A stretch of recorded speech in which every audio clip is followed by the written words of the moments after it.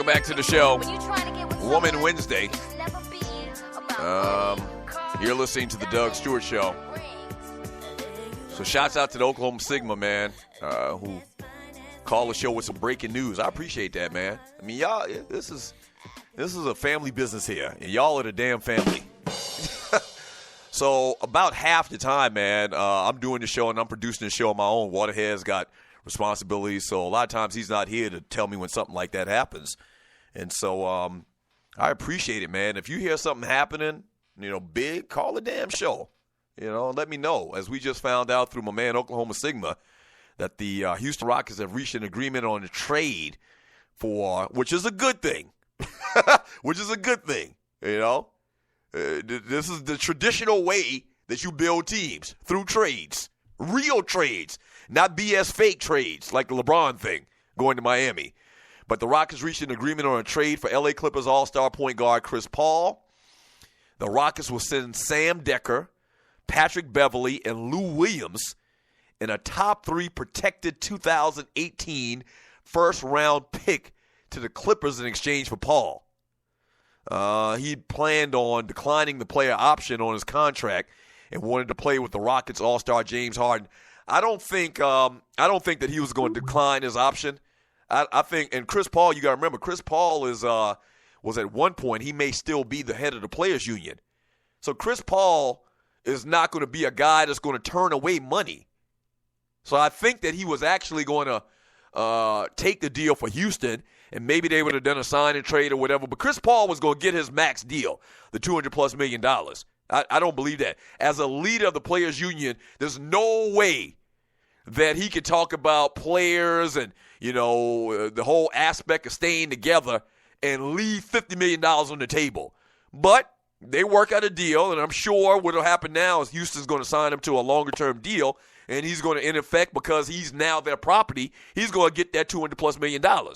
So, I mean, it is what it is. Now, as far as this team as it's constructed right now, when I had heard the rumors about this again, I didn't think that was that great of a deal. I mean, Chris Paul is one of the top 2 or 3 point guards in the league easily, but the way he fits in with Houston, So you look at their starting lineup, Clint Capella at the center position, who's a good, very good young player, has got a lot of upside. I like him. Then at the forward position, you got Ryan Anderson, who is nothing more than a darn three-point shooter. He's not a good defender. He doesn't do anything else. He just sits back, and he's, in effect, a glorified spot-up shooter. So you got Ryan Anderson. You got Trevor Ariza, who's old as Methuselah, who's clearly about to start losing a couple steps or two. But he got a couple good years left in him. You could upgrade at those 2 positions more so than you could at the point guard position. Patrick Beverley, he's not an all-star point guard, but he's very serviceable. And once again, I thought that James Harden, or when I watched Houston play, I thought James Harden was doing more to darn facilitating of the setting up of the offense and running the team as a point guard. James Harden is the 2 guard, but I mean, Chris Paul added to that team. You take away Patrick Beverley, I guess they're better. But I mean, that wouldn't have been a position that I go out. I think a better move for Houston would to try to make a deal for Paul George. But I mean, then again, Paul George probably didn't want to go there. Paul George has already said he wants to go and play for the Lakers. But I think their team would be better off with a better wing player, a high-priced free agent wing player. But hey, it is what it is. I mean, they like it. I love it. I think they're a better team. And you got to remember now, last year, I mean, the Houston Rockets won. What did they win? You listen to the Doug Stewart Show. Let me see if I can find how many games they won. They won a ton of games last year. Let's see. Last year, the Houston Rockets came in 3rd in the Western Conference. They went 55-27. They damn near won 60 games last year. Is Chris Paul going to take them to 62 wins and put them in a better position in the playoffs to win a playoff series against Golden State or San Antonio? I don't know how much better they've gotten with this deal. Which Chris Paul is a great player. I don't want y'all to get it twisted. I'm saying Chris Paul isn't an upgrade from Patrick Beverley.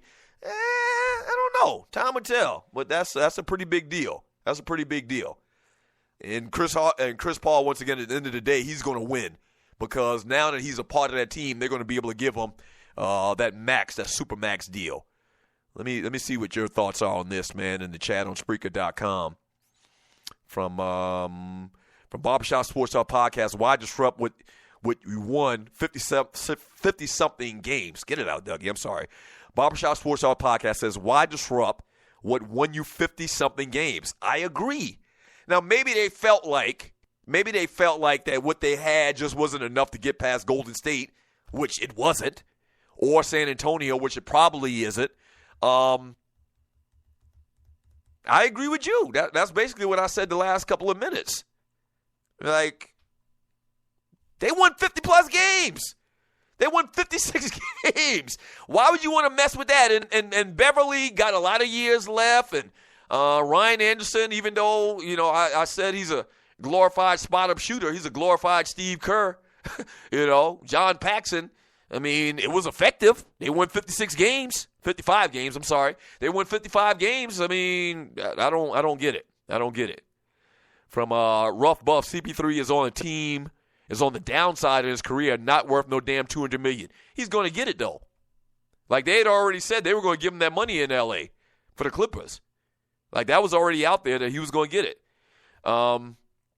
Clay Hammer Davis, the CP3 trade doesn't improve their chances versus the Spurs and the Warriors. I think it probably does slightly, but not that much more. So they won 55 games last year. Maybe they win 57 this year.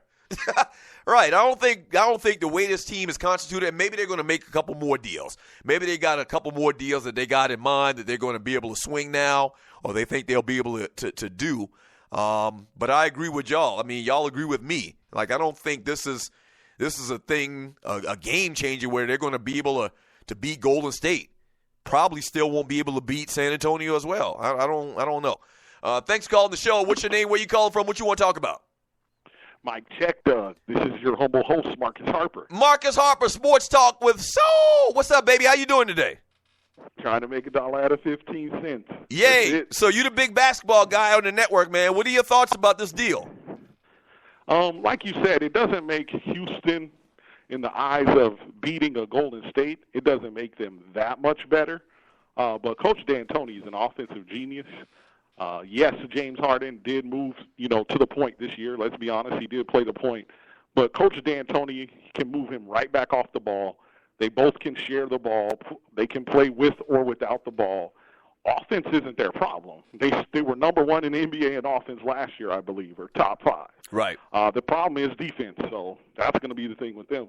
Yeah, and I like Capella, like I said. I think he's got a lot of upside, man. But I don't know about this. I'm interested to see what all the other people in this industry have to say about this deal later today, because this is going to be the big topic of discussion until tomorrow at least.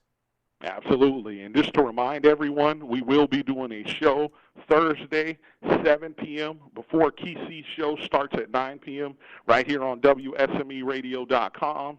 And, yeah, that'll be a move, the Chris Paul move. What's going to happen with Paul George?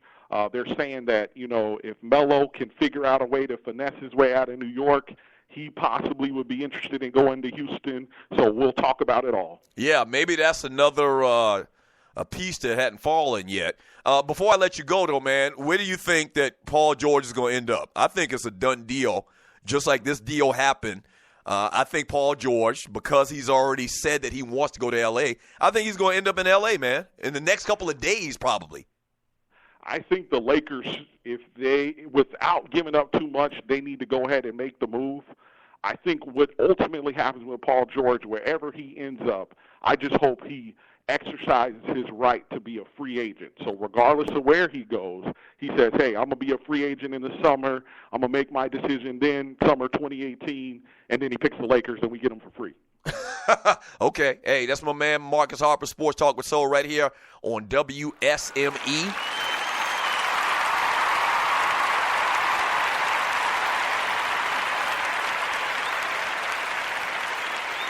Yeah. From Andre Elam, he says the Clippers will go back to being the same old Clippers of old. Yeah, they had a nice little cute little run over the last couple of years. ever since Chris Paul's been there, you know. And so, it's back to being the bottom of the barrel team that they are. They're going to be sharing space with the New York freaking Knicks.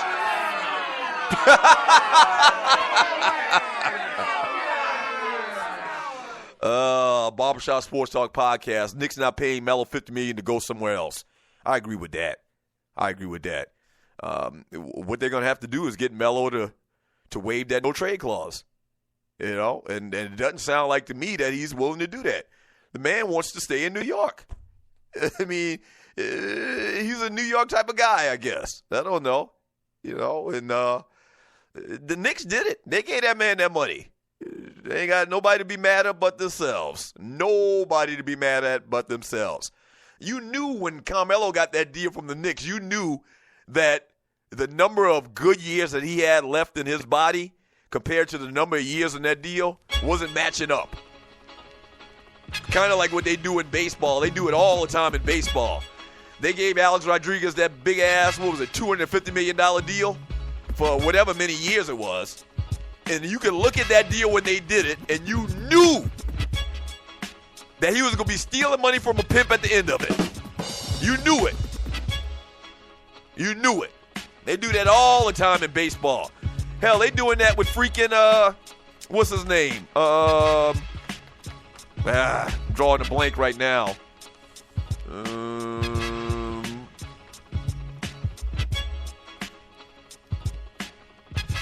Plays for Anaheim or California, whatever the damn team is now. Oh, Albert Pujols. Same thing with Pujols. Gave Pujols all that gazillion of dollars, man, and knew good and well at the end of that damn term that he wasn't going to be worth that money. They did the same damn thing with Carmelo. Good for you, New York Knicks. Back in 3 minutes, the Doug Stewart Show.